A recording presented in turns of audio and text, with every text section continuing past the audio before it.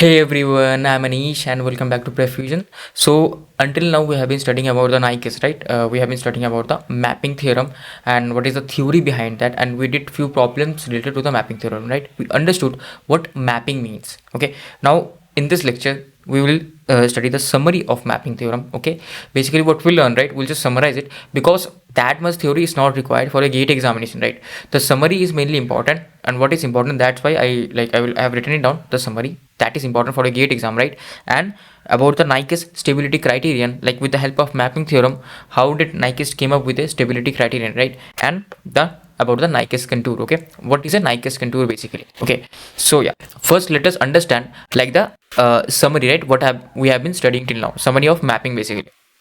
So when we are mapping from S plane to f of S plane, what does happen? We get a formula where n equals to p minus z, right? In the f of S plane, right? In the f of S plane. So mapping does what? Mapping maps two planes, right? From S plane to f of S plane. We get two planes. And what happens? What does n mean? N means the number of encirclements around the origin of what? Of f of S plane, right? Of the new plane in which we are mapping. So this will be of f of S plane.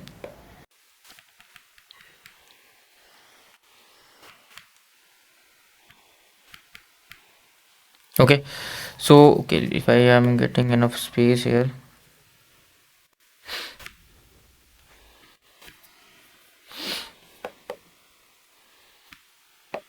if I can reduce the size of this one here, right? So this is like what n means, and what does this p and z mean? P means the number of poles inside the contour, right? Inside the contour that we have taken in the S plane. And what does Z mean? Z means the number of zeros inside the contour that we have taken in the S plane basically. So this is what my P and Z means. So this is the formula that we get, that we derived in the previous uh, lectures, right? Not derived, basically we did few examples and we understood. When we mapped, right, we got exactly something like this, right? Some conclusion like this. So now what does it mean if my n is greater than 0? If n is greater than 0, that means encirclement around the origin of f of S plane is in the opposite direction to the contour in S plane, right? So there will be encirclement around the origin, okay, which is basically n. Number of encirclement will be n, and if it is greater than 0, that means the direction of the encirclement will be opposite to the contour that I have taken. So for example, if I have taken clockwise direction in the S plane, right, direction of the contour in the S plane in clockwise direction, then in the f of S plane it will be in the anti-clockwise direction, right? It will be in the anti-clockwise direction.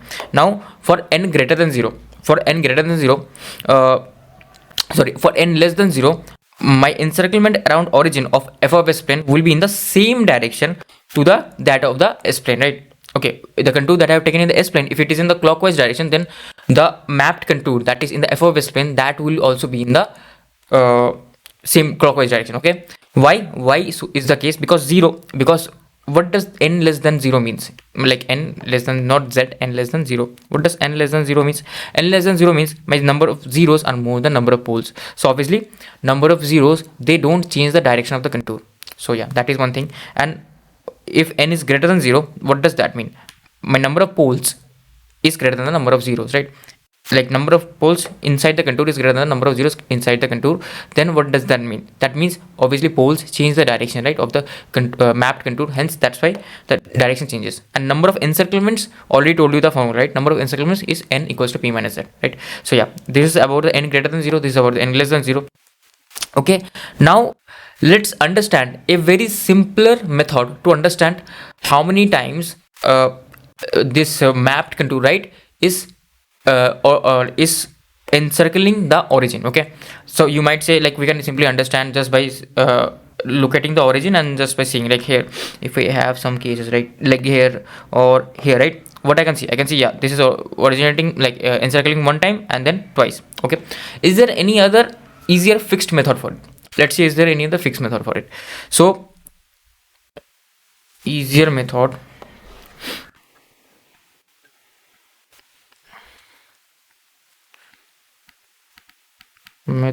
to find n. Okay, find n, okay, from the mapped contour.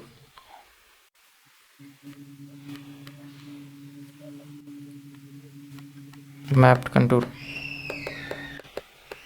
Just let me check, is it recording? Yeah, is it recording? Yeah, everything is recording from the mapped contour, right? So what is this method? So let's say I draw a contour, okay?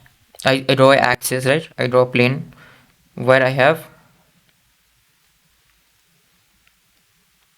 this real of f of s, and I have this imaginary of f of s, right? So I have real and imaginary of f of s, right? So now what else can I do? Basically, let's say I have a dummy contour, basically, to make you understand it. So something like this I have. Obviously it will cut somewhere here, and again, right, it will end here. Okay, this is just a dummy contour, and this is in the anti-clockwise direction. Okay, anti-clockwise direction.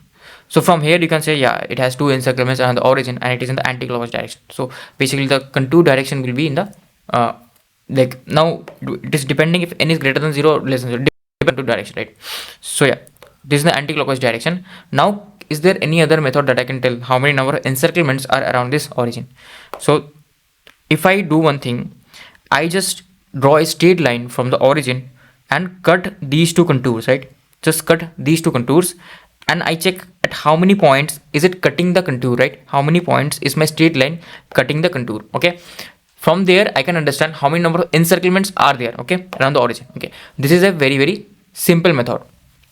So like you might say, like here you can easily understand there are two contours. Sometimes it becomes easy difficult to understand the number of number of encirclements, right? Number of encirclements. That's why we use this method. So I will use this method in next few examples also, where we will use this. So there you will understand sometimes it becomes difficult to understand the number of contours, right? Number of encirclements around the origin just with the conventional methods. Okay, so that's why we sometimes use it.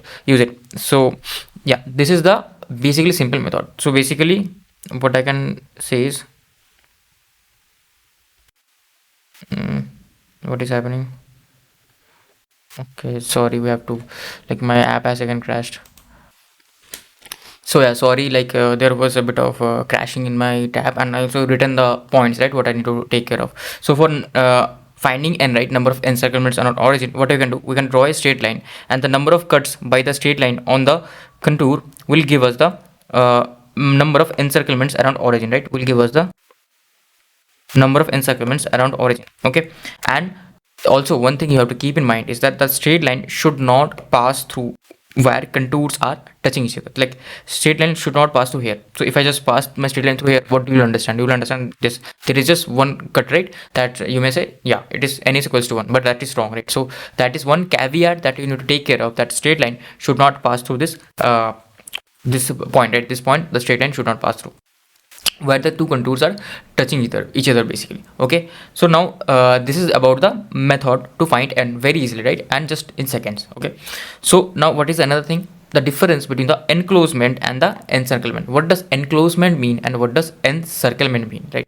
So what does enclosement mean? So enclosement means for a curve which is not closed, right, which is not closed. Like until now we have been plotting the polar plots, right, and polar plots were not closed basically, like they were not closed, right? Okay, the start and end points were not together. Okay, not together, but here, right, contour, they are always closed here, right? Okay, because the initial contour was closed, this was also closed, right? But here we are just going from omega equals to 0 to omega equals to infinity. Okay, we are not going in the other direction. That's why, like, this is itself is not closed, right? This, as we are passing from here, working from omega equals 0 to omega equals to infinity, this itself is not closed, hence the map function is also not closed. So this is basically sigma j omega, and this is, let's say, this is real of g of h, right? I'm not writing h s here.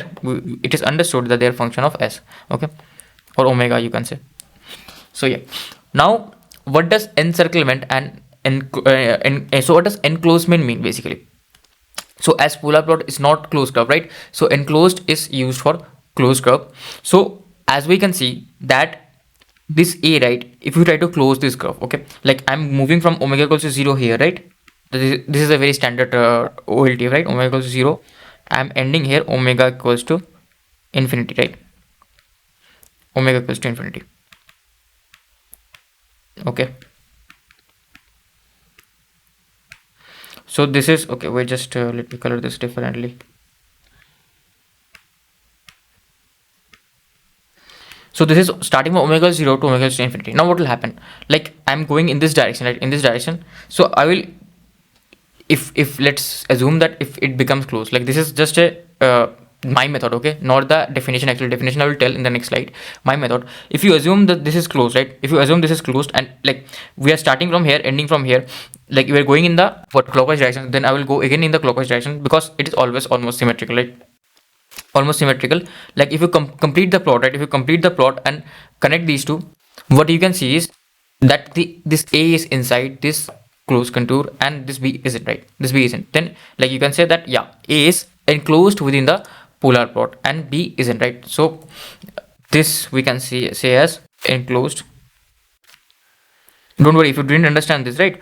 I have the proper definition. From there we'll definitely understand. So this is, and this will not even come anywhere, right? This will not even come, but few people have the issue, right? They may not know the difference. The difference, for understanding the difference, we're doing this enclosed and this is not enclosed. Okay, so like here we have the definition. Let's read it, right? So when we vary omega from 0 to infinity, when we vary omega from 0 to infinity, if any point lies to the right side of the plot, right? Any point, like we are varying 0 to infinity omega, and if any point lies to the right side of the polar plot, this A point is, right, it is said to be enclosed. It is said to be enclosed. So A point is enclosed and points to the left are not enclosed. So here, right, they are not enclosed basically. Okay, so basically points to the right of my this plot, right, when we are varying from omega equals to 0 to infinity, these points are known as enclosed, and points to the left, okay, of this polar plot are known as not enclosed. Okay, so this is for the first case. Now let's go for the second case. So what is for the second case? If any point lies inside a closed curve, it is said to be encircled. So like that is very easy, right? So if any point lies inside the closed curve, so here we have a closed curve, right? And if like A point lies here, right, then we said that A point is encircled within this contour. Okay, and if like I have a B point here, right, then we say it is not encircled within this contour because this is outside the contour and this is inside the contour. So encirclement is very easy. Like enclosed we yet have like didn't know about that term, so that was the term, right? The definition basically. So we can read the definition from here. Okay, now let's come to the real part. So this is the part where you need to focus and understand a bit, right? So here we will basically try to derive the Nyquist stability criterion, right? So until now what we have been studying the mapping theorem.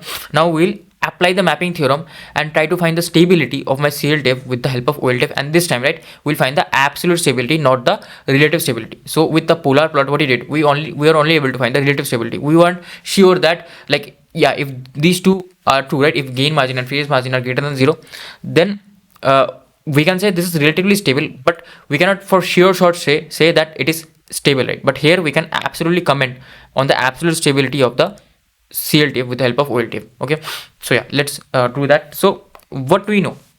What do you know? What is our transfer function? Okay, what is our transfer function, right? So transfer function for a feedback, negative feedback system, y of s upon r of s, you can write c of s, it doesn't matter, right? It is g of s upon 1 plus g of s into h of s. Okay, it is g of s upon 1 plus g of s into h of s, right? So this is my transfer function basically. So now, right, what is this denominator term? This is the characteristics equation, right? This is the characteristics equation, and in this we are really interested in, right? So basically our 1 plus g of s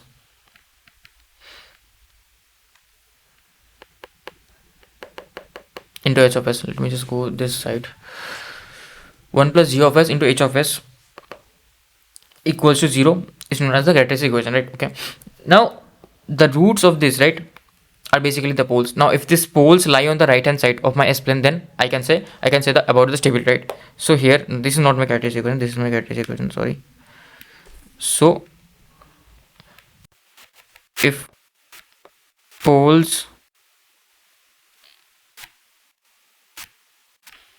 lie on the right hand side, then it is unstable, right?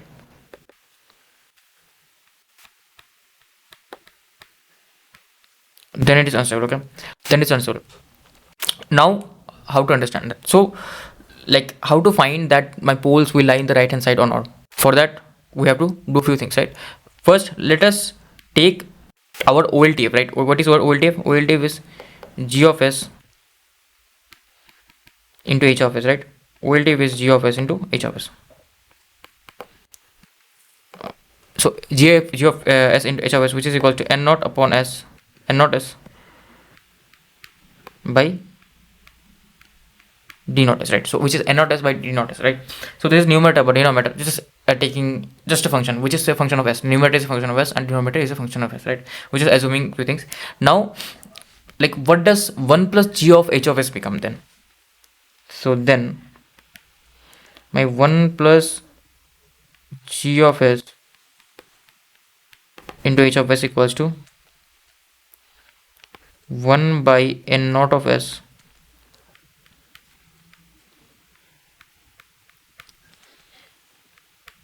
by d naught of s, right? Okay, so this is what my 1 plus h of s, g of s, h of s become, right?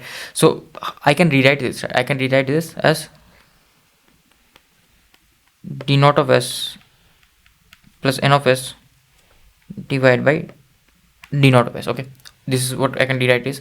And what I will do is, I will write this 1 plus g of s, right, equals to my f of s. So this is what I will map to, right? This is the plane that I will map to. So this, right, this I will write as f of s. Until now, what I've been doing, I'm mapping my from my s plane to f of s. So I will map from my s plane to this 1 plus g of s plane, which I'm for now naming as f of s plane, f of s, right? For now naming as f of s. Now from here, what we can understand? The poles of this the g of s, s of s, right? What does this represent? So poles of g of s, 1 plus g of s, s of s means like these, right? Roots of this one. Okay, roots of this one. So we have to equate this equals to 0. And here the poles of g of just normal g of s, h of s. What are the poles of this one? Same thing, right? Roots of this d of s, right? Roots of this d of s. So we're doing the same thing only. So the poles of 1 plus g of s, 1 plus g of s, h of s and g of s, h of s are the same, right? So, but do remember that the poles of 1 plus g of s, h of s, this is not basically equals to the poles of my CLTF. Those two things are different. Okay, so yeah, that thing you have to get confused. So I should, yeah.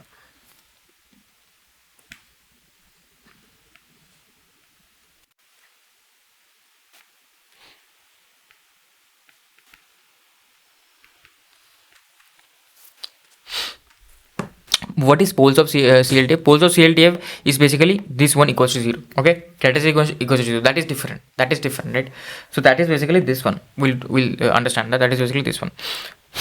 Poles of 1 plus g of s, h of s equals to poles of or you can say open loop poles, right? Poles of open loop. So open loop poles of OLTF you can say, or open loop poles.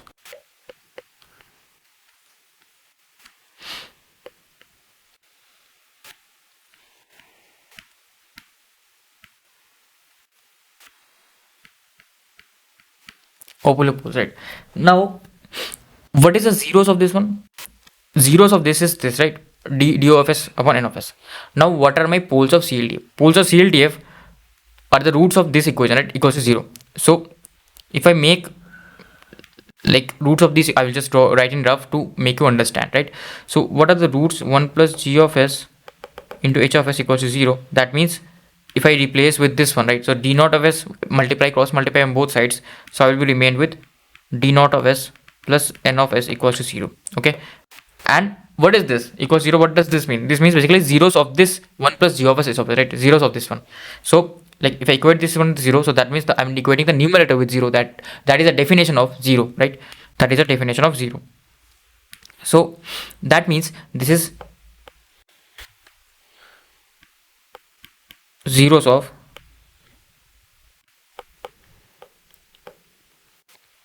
zeros of 1 plus g of s h of s equals to the closed loop poles, because that's what defined, right? What are the closed loop poles? The roots of this equation, right? And what are the roots of this equation? If I equate this one equals to 0, that means zeros of 1 plus g of s h of s equals to the closed loop poles, right? So this is a very very important thing.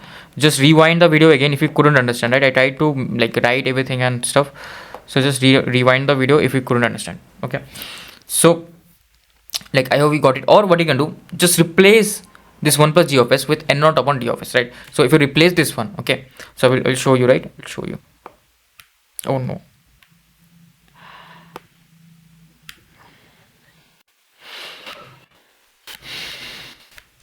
just replace this g of s into h of s by n naught upon d naught, right? What did I write? Yeah, n naught upon d of s. So just replacing this one, g of s I will write just g of s, no worries, right? Okay,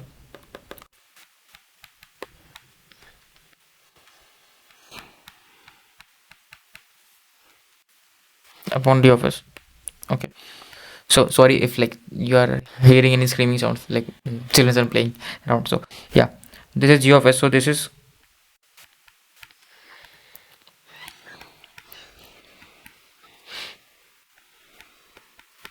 d naught of s plus n naught of s, right? And here we are multiplying with d naught of s. That is not an issue. So what are the roots of this equation? The roots of the equation is basically this, right? This, if you equate this one with 0, and if you are equating this one with 0, what does this mean? This means basically we're equating this one with 0. That means this is a 0 of the 1 plus g of s plane, right? So yeah, we try to write down the equations as well. From here also you can understand. So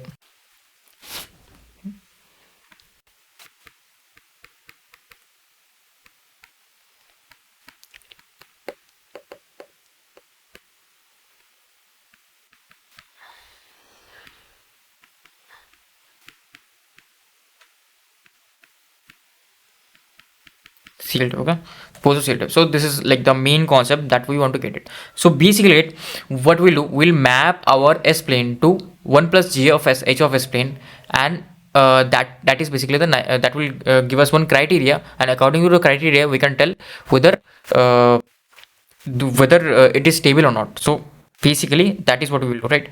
So and that criterion is known as Nike's stability criterion. Okay, so from OLTF we will be able to comment about the stability of CLTF.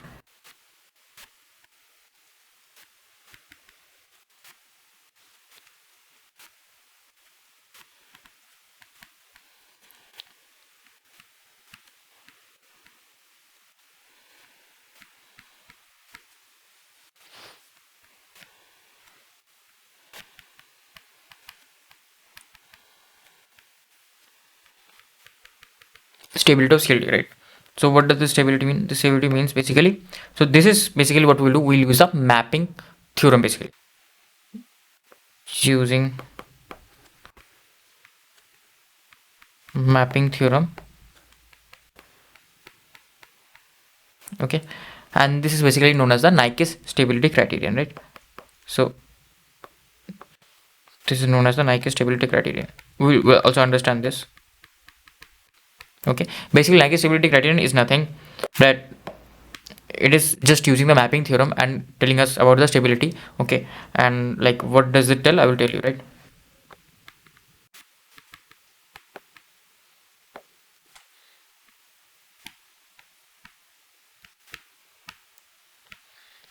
Okay, so yeah, now what are the applications of mapping theorem basically? So what are the applications?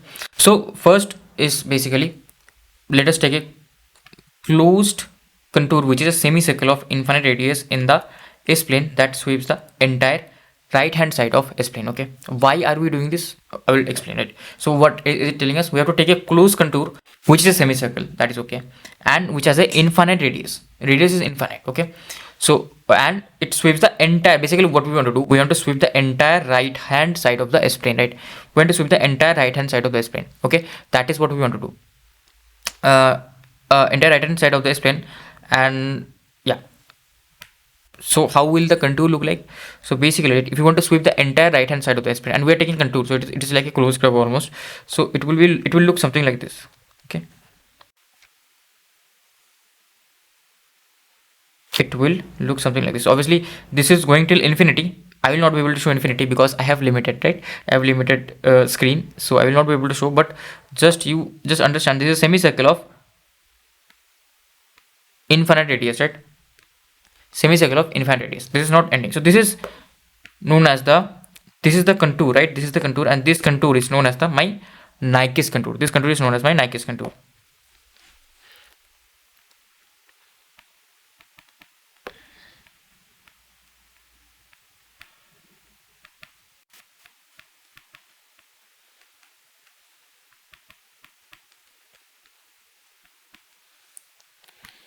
This contour is known as my Nyquist contour, basically. Okay, so what we are doing, we cover the entire right half plane. Okay, and what is the direction? Generally, what we do, we take the direction as clockwise. Okay, why? Generally, what we go from omega equals 0 to infinity. So we're going in the clockwise direction. That's why we take it as clockwise. There is no particular compulsion or reason for taking the clockwise direction. Okay, there is no particular compulsion or reason for taking the clockwise direction. You just see, okay, what I'm doing. Just watch the lecture, and you will understand why am I taking some like random semicircle which has infinite radius and which is covering the entire right hand side of the S plane. Why am I doing it? You just watch the lecture and you will understand. Okay, so here I've written that Nyquist contour is generally considered in the clockwise direction. No particular reason. Just this is a simple convention, right? Simple convention. Okay, as like we go from omega equals 0 to infinity.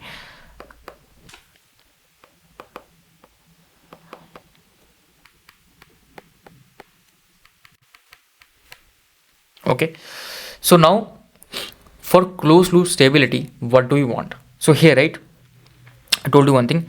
Basically, like this is my zeros of 1 plus g of s h of s is my closed loop poles.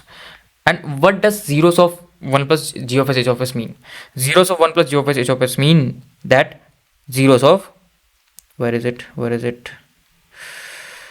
Yeah, zeros of f of s, right? Because 1 plus g of s equals to f of s. So I will write this here.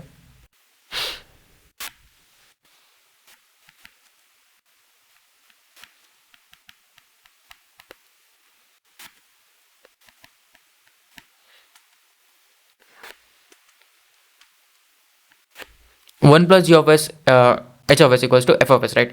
So that is one thing, okay, that we know. And so zeros of 1 plus g of s will be zeros of f of s. Okay, so what is p basically? So p, right, p is basically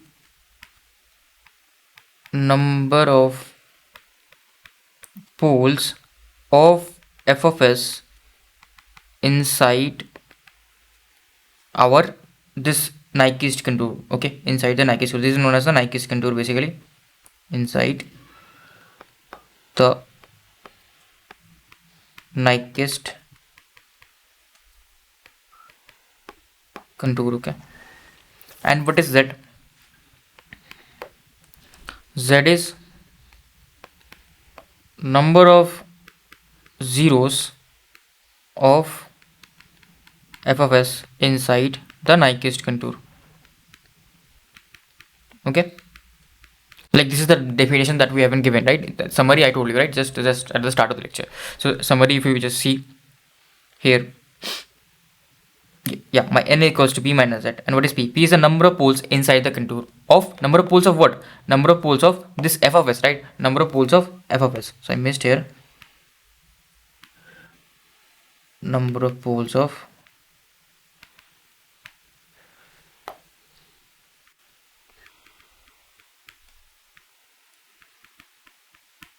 okay,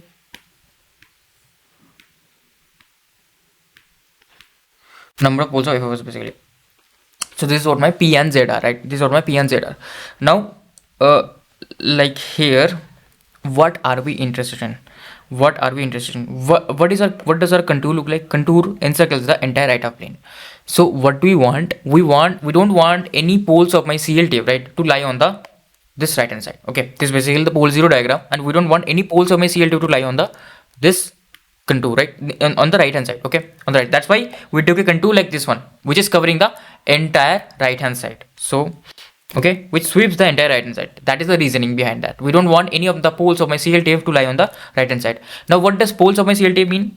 Poles of my CLTF, if you just see here I have written poles of my closed loop poles, right? They mean the zeros of this 1 plus g of s, which is zeros of basically f of s, right? Zeros of f of s. Okay, so poles of CLTF is that means zeros of f of s. So here, right, this is the zeros of f of s, okay, which lie inside the contour. So we want this to be equal to 0. All of them should lie on the left hand side. We want this equal to 0. Okay,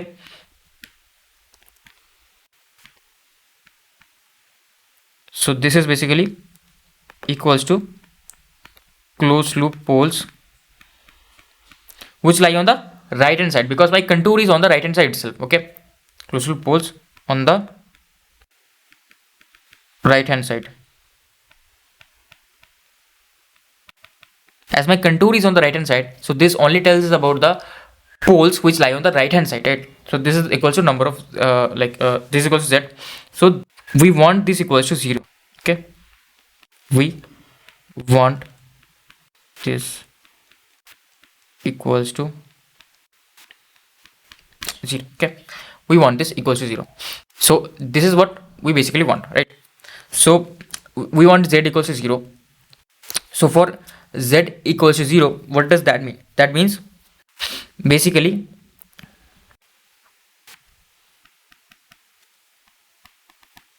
if z is equals to 0, then n equals to, okay, p. Okay, n equals to p. What is n?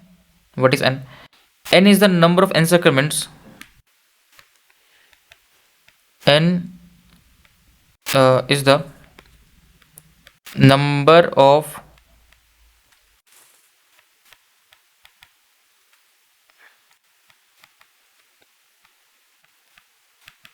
encirclements around origin of what? Of f of s plane, right? N is the number of encirclements around origin of f of s plane. Okay, so this is what my n means. Okay, so if the number of encirclements is equal to the poles, right, then only we can say that my system is stable. Then only I can safely say that I don't have any closed loop poles that lie on the right hand side of my s plane, right? Okay, that is one thing. So and what is the direction? The direction is in the counterclockwise direction. So that is very important also, else it will be wrong. In the counterclockwise direction.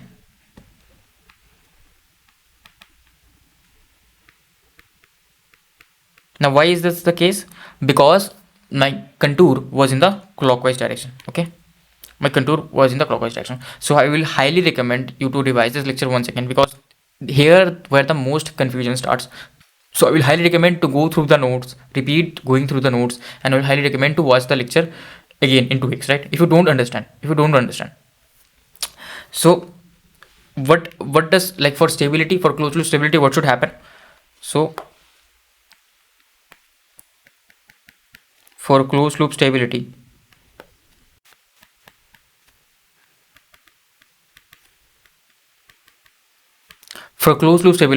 we want our z equals to 0. Okay, basically the zeros of 1 plus g of s equals to 0. So we want z equals to 0. Okay, what does this mean? This means zeros of 1 plus g of s h of s equals to 0. Okay, so if zeros of this is 0, what does that mean? That means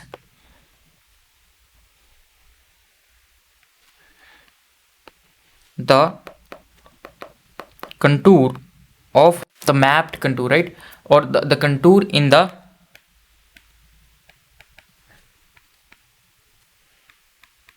one plus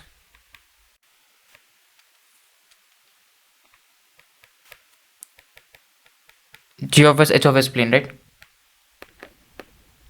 it should encircle the origin, should encircle the origin, encircle the origin p times in the counterclockwise direction, p times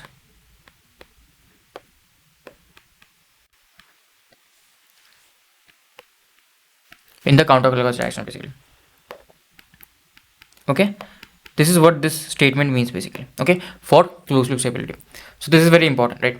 So what is another thing that my OL tape, right, OL tape should be stable, that is the D of S, right, D of S should be stable, like the P, let me just write here, now like this is for the closed loop stability, this is for the closed loop stability, right? So if we assume one thing, that my OL tape is stable, so by that what do I mean? If I assume that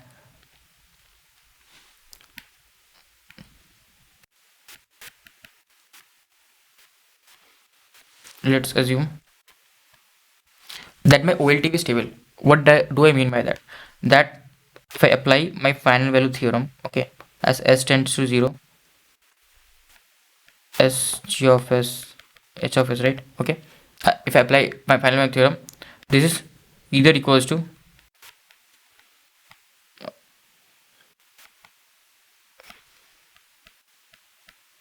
equals to 0 or a non-zero constant. Okay, non-zero constant, it's not changing. Okay, non-zero constant.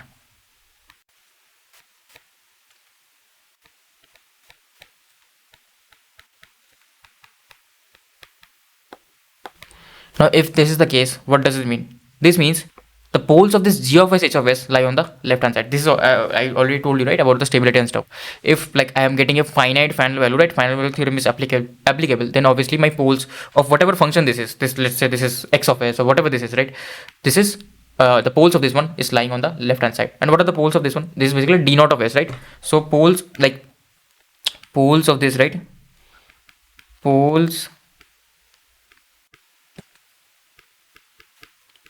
of g of s, basically we equate d naught of s equals to 0, because what is g of s into h of s? It is equals to n naught of s by d naught of s. So we equate d naught of s equals to 0, right? So if we equate d naught of s equals to 0, what does that mean? That means that all of them lie on the left hand side, right? Or here I am saying that this is equals to 0, so all of them, right? So all of them, the roots of this lie in the left hand side. Roots of d naught of s lie on the left hand side.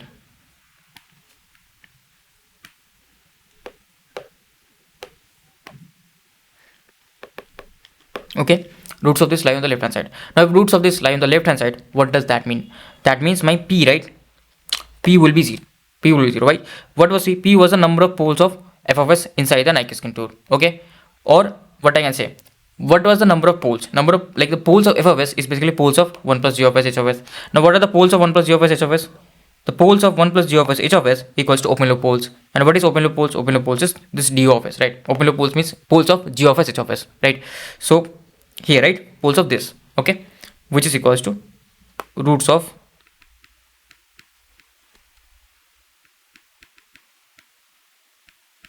t naught of s. So here what does my p define? P is defined as the number of poles of f of s inside the Nyquist contour, or number of roots of the d of s inside the Nyquist contour. Now if I am assuming, okay, I'm just assuming that my OLTF is stable, okay, it has some finite non-zero constant final value, or it has zero final value, okay. So if that's the case, the roots of my d of s will lie on the left hand side of the S plane. I've already talked about stability we know, right? So for system to be stable, for it to have final, like some finite what do you say, non-zero constant final value, the roots should lie on the left hand side. So if the roots are lying on the left hand side, that means this p will be 0, because what does this p represent? P represents the entire contour, like entire right half plane. none of the roots are lying on the right half plane, so my poles will be 0. So just hold on a second, I have a sneeze. Yeah, sorry for the interruption. So if this is the case, right, if d of s equals to 0, then this means my p, right, p becomes 0. If p becomes 0, that means for closed loop stability, like the condition is further filtered out, right, for closed loop stability.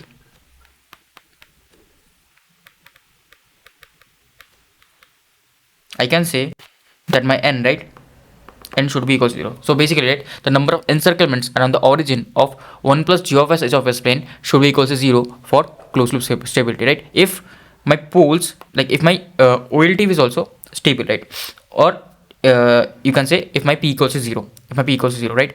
So yeah, that is what it gets filtered out to. So this is the most important condition. And if you see that your OLTF has don't have any right hand side poles, right, it has only left hand side poles, then this gets filtered out to n equals to 0. Okay, so yeah, or you can say, what is p? P is a number of poles inside the Nyquist contour. Or what does Nyquist contour mean? It means all of the or it covers the entire right half plane. It means the number of poles on the right hand side of my s plane, right? Number of poles of what? Number of poles of f of s. Okay, or number of poles of f of s is also number of poles of g of s h of s, because poles are same. Okay,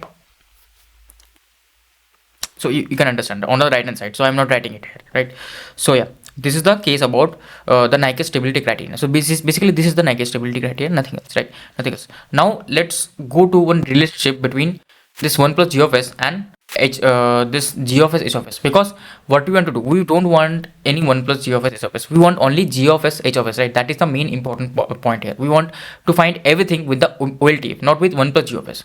So we have to find the relationship between g of s h of s and 1 plus g of s h of s. So if I want to, like, if I have this g of s h of s, if I want to go from g of s h of s to 1 plus g of s h of s, what does that mean basically?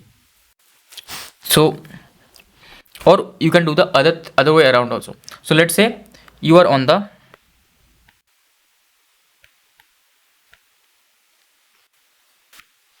let's say you are on the 1 plus g of s h of s, right? 1 plus g of s h of s. Okay, and you want to go to the g of s h of s, because at the end, right, we'll be plotting the g of s h of s only, like imaginary real planes of g of s h of s. Okay,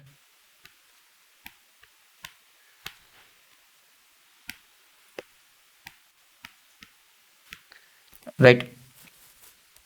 So what will happen? So like I'm I'm taking one example and it will be very easier for you to understand, right? So what is, like, this is my f of s, right?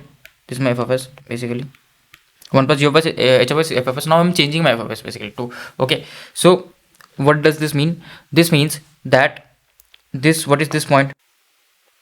Let me name the points, right? Here, right, what is this point? This point is basically what, like, let's name this at x-axis, this is 1, right? So this is 1 comma 0, y-axis is 0 only, and let's name this also 1. So this is let's name this 0 comma 1, because 0 comma z, okay, because this is moving in the x direction 0 and y direction 1 step, and this is, let's say, minus. This is symmetrical, right? So let's name this as minus 1 comma 0, and let's name this as 0 comma minus j. Okay, let's name this as 0 comma minus j. So this is 0 comma minus j. What does this mean basically? So now if I want to map this to here, right, now what does this become? So I want to map this here. So if 1 plus g of s h of s equals to 1, right? So like this is the combination of real and imaginary components. So what is my 1 plus g of s h of s equals to? Like for this first a point, let me name this as a, b, c, d, right? For a point, okay, g of s h of s at, like, s equals to what? S equals to 1, right? This is like, oh sorry, not s equals to 1, like this is equals to 1 itself, as a, at, let's say, some s equals to a value, s equals to a value, right? So this is s equals to a, like at a value s equals to, this is the contour is here, right? So at s equals to a, what is the value? The value will be combination of real and imaginary parts here, right? I have real part equals to 1 and imaginary part equals to 0. So it will be combination of real of 1 plus g of s h of s plus j into imaginary of 1 plus g of s h of s. So here, like, our j imaginary part is 0 and real part is 1. So I can write this as 1, right? This is equals to 1. Okay, now if this is equals to 1, what does, like, this total thing, right? At we put s equals to a and we get value 1. Now will this 1 get affected if I put s equals to a or anything? No, this 1 I can take outside the bracket, right? So if a I can take outside the bracket, this becomes g of s of s at s equals to a equals to this 1, right? So this goes to 0, like this 1 will get cancelled out, right? And this will go to 0. Okay, this will go to 0, right? If this is going to 0, what does this mean? This means that my a point has been mapped to origin, right? A point has been mapped to origin. Okay, now similarly I will not write, because this is basic maths, right? I'm not explaining this further. Similarly, if I do this for b point, uh, if I put s equals to b, my 1 plus g of s h of s, what does it equals to? It is equals to j. It is equals to j. Okay, I will do this. Okay, 1 plus g of s h of s at s equals to b, equals to j, right? Because real component is 0, imaginary component is j. What, like the magnitude of imaginary component is 1. Okay, now again, right, like this 1 won't get affected if I put s equals to b, s equals to c, whatever, it doesn't get affected, right? So I can shift my 1 to here, right, simply. So my g of s h of s at s equals to b point, right, I'm just simply mapping it, it becomes minus 1 plus j. Okay, it is shifted on the left hand side. Like similarly, you can see everything is shifted on the left hand side by 1 units. Okay, so like really simply like this, right, I will just simply copy this one. Okay, and what I will just take this on this side, so everything will be shifted on the left hand side, right?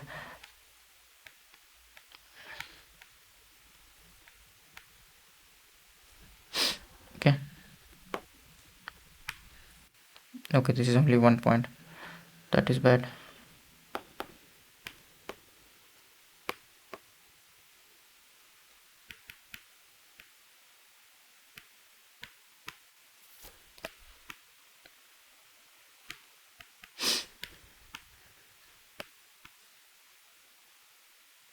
Okay,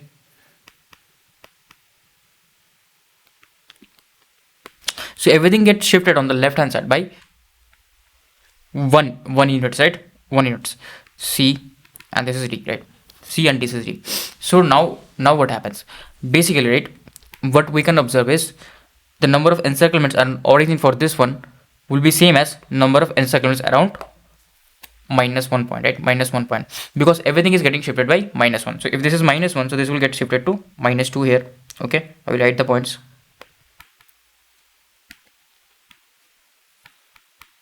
Minus 2 comma 0, and what is this point? This point is basically minus 1 comma j. This point is 0 comma 0. This point is minus 1 comma minus j. Okay, so everything is getting shifted to minus 1. So this origin, right, this origin is also shifted to minus 1. So anything, the number of encirclement around the origin for this one will be same as the number of encirclement around the minus 1 comma 0 point. Minus 1 comma 0 point. Okay, again, right, we come back to our critical point, right, about that gain margin and phase margin, right? So here, what can I say? So this is mapped basically to this, right? Because ultimately, right, we have proved for this 1 plus g of s, but ultimately we want to only plot for this OLTF. That's why we do it like this. We don't draw it like this, right? We do it like this. Okay, that's why in the most like questions on Nyquist plot, you will see like this, right? Okay, so let me write it down, and after writing few things down, I will again come back, right? So this is basically what I have written, right? The origin in 1 plus g of s plane is equivalent to minus 1 comma 0 point in g of s h of s plane, right? So origin here is equivalent to minus 1 comma 0, because everything is shifted by minus 1. That is what basically I have written in the second point, that 1 plus g of s plot, right, the whole plot is shifted by left shifted by 1 unit, or you can say shifted by minus 1 units, right? So yeah, shifted by minus 1 unit. So what does this mean, like, first in terms of stability? This means basically the number of encirclements about the origin of 1 plus g of s plane, right, equals to the number of encirclements about the minus 1 comma 0 point, which is also known as the critical point, right? So if I plot my, like, if I map my contour, right, if I map my contour, if I plot my Nyquist plot g of s h of s, right, with the help of Nyquist contour, and if I see that number of encirclements around the minus 1 comma 0 is 0, and like if my poles OLTF is stable, if my OLTF is stable, like if the steady state value of my OLTF is 0 or a non-zero constant, and if the encirclement number of encirclements around the minus 1 comma point minus 1 comma 0 point is 0, then what does that mean? That means my closed loop system is also stable, my system is also stable. Okay, so yeah, from here we can infer, right, just with the help of my OLTF we can infer the closed loop system stability. Now you might say, sir, we have to think so much, we are mapping from here, there, here. Now you might say, why are we doing this much? We can simply just find the closed loop stability, right? Yes, we can. Yes, we can. But sometimes it is difficult just with the to find the closed loop stability, because what you will do, you will use the Routh-Hurwitz criteria, and it becomes difficult to compute the Routh-Hurwitz criteria. Sometimes it is easier to plot the Nyquist contour of the OLTF and find the stability in computers. Basically, mathematically in handwritten it may be true. Sometimes Routh-Hurwitz helps, right? But in computers, Nyquist helps. And you want to find something, right? You want to find the stability of CLTF with the help of OLTF only, and that is also the absolute stability. Then obviously you have to work hard, right? You have to work hard. That's why we are going from here to there to here, this much, right? Because we have to find few loop arounds so that we can find the closed loop stability with the help of open loop system, right? So that is the thing, right? So I hope you understand like why we're mapping from here to here, just to make our lives easier, right? Make our lives easier. Okay, so yeah, internally a lot of things are happening, but externally what we can see, we are just plotting the Nyquist plot of my OLTF, and simply from there I can simply comment about the closed loop stability. Okay, internally what everything is happening, externally not much. So internally you don't have to understand anything for gate point of view. It may so happen in next few examinations they may ask questions internally about the mapping theorem, all those things, right, that I explained in the theory part. But externally what you have to understand, externally basically you just have to understand the number of encirclements about minus 1 comma 0 point of the Nyquist plot of the OLTF, right? This is the main thing. This is where I want to come to. This is the last ending point of the this is the conclusion basically of the Nyquist plot, right? Okay, so this is basically equals to my n, right? This is basically equals to my n. Okay, very important, I will understand. Now one more point there is, so let's say that I am changing my mapping function basically. So it may also happen sometimes these types of questions also come, that my mapping function is a plus b into g of s into h of s, right? So like I'm changing the coefficients, right? Changing of coefficients, which is equals to my f of s, right? Which is equals to my f of s. Now how will my origin shift? How will my origin shift of this f of s plane to, if I want to map to g of s h of s plane, how will my origin shift? So how to find that shift? What you do, you simply, how to find the origin shift?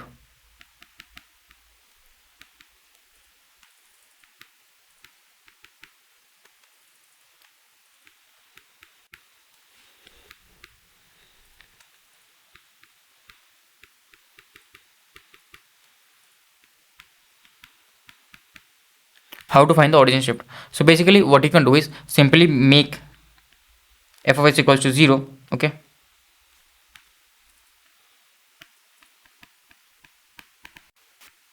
let f of s equals to 0, right? If you make f of s equals to 0, what does that mean?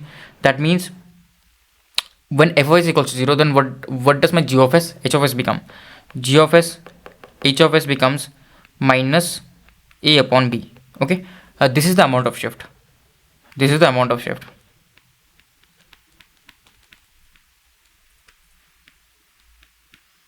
So you can apply in the previous example as well.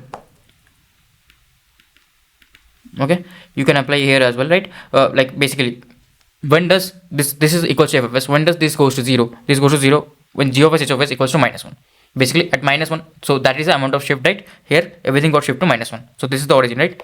So origin gets shifted. So that is basically the same thing that I'm doing. Instead here the coefficients just have changed. So sometimes in exam these type of question also may come, right? My f of s, the mapped function is like this. Okay, then like if you have to find the stability for this, right? If you have to find the stability for this, like instead of finding the stability for 1 plus g of s, your characteristic equation becomes this a plus b into g of s h of s. Then how to find the stability? Now we know the origin has shifted here, so again I will copy the same thing, right? This time few things will change. Obviously the critical point will change. So the critical point will change.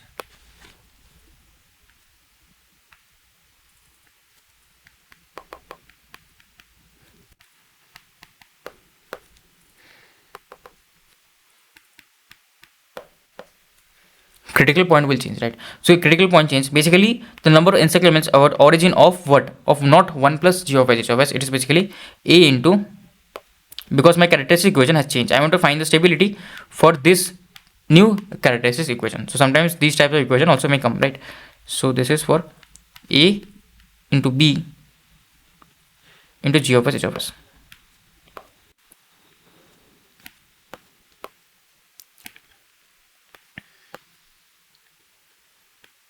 Okay, so what will be my like critical point become? It will become not minus 1 this time, this will become minus a by b.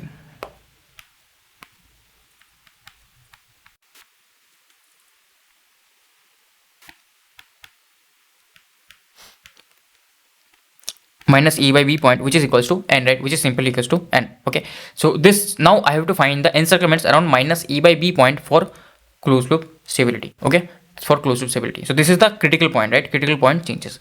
So yeah, that is what basically I wanted to write. So like for stability, what needs to happen? If for stability,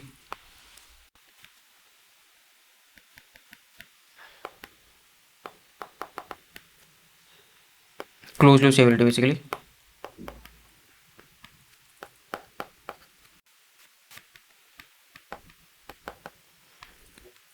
for closed loop stability, the contour in the 1 plus g of h of plus plane should encircle the origin p times in the counterclockwise direction, right? So I've already written it, I think, previously. Yeah, p times. So this is what I've written, right? So for closed loop stability, yeah.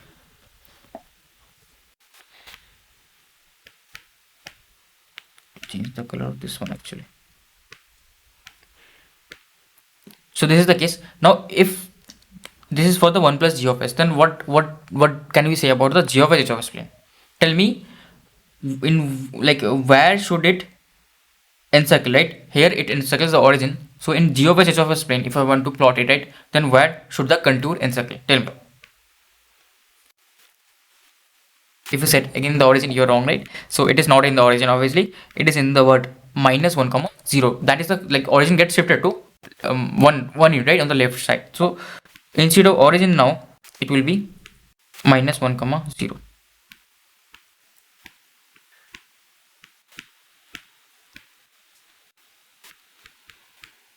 Minus 1 comma 0, right? Minus 1 comma 0 p times in the counterclockwise direction.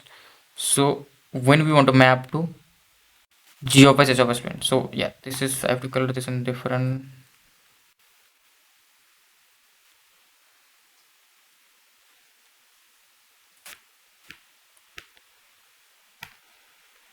Okay, and this also color this in, color this in, let's color this.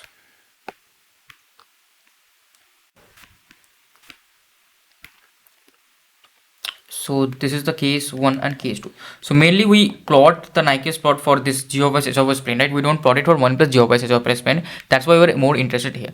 Now what happens, like if this becomes a plus b, right? A plus b. So I'll just change few things. Okay, I'll just again copy this thing, right?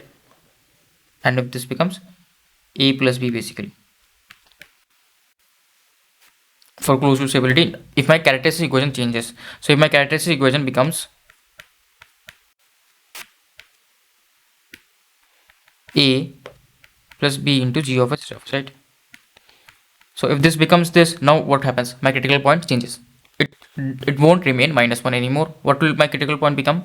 Obviously it will become, right, as I derived earlier, it will become minus a by b comma 0, right? A by b comma 0. It is shifted by minus a by b. Okay, so yeah, this is the basically main thing you have to know. So this is the basically Nyquist stability criterion, right? This is the basically Nyquist stability criterion. Okay, these are the things that are Nyquist stability criterion tells us that for systems closed loop stability, what should happen?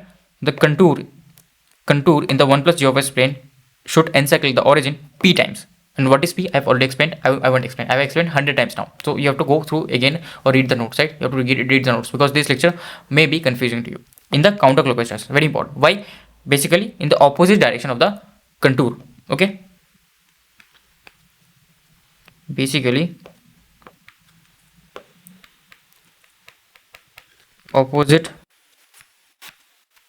direction of Nyquist contour. Okay, opposite direction of Nyquist contour. So yeah, this is basically the case, right? So I think that's it for this lecture, right? In the next lecture, we'll understand about the modified Nyquist contour, okay, and why we need a modified Nyquist contour. Also, we'll do a few Nyquist plot. From there, we'll understand how to plot basically, and obviously we'll do quotients, and also we'll find the stability of CLTF with the help of OLTF. So all those things we'll do, and that will basically wrap up the chapter. I think it will take 2 more lectures or 3 more lectures, right, to wrap up Nyquist plot, and after that we'll do new things, right? So yeah, I hope you like this lecture, okay, and like if you couldn't understand anything, right, just repeat through, and this is the main summary point, okay. So this is the most important point here, okay. Even if you didn't understand any theory or anything, these things are very important. These things are very, very important, right? So even if you don't understand theory, you have to understand this at least, okay. So yeah, thank you for watching, and I will see you in the next lecture.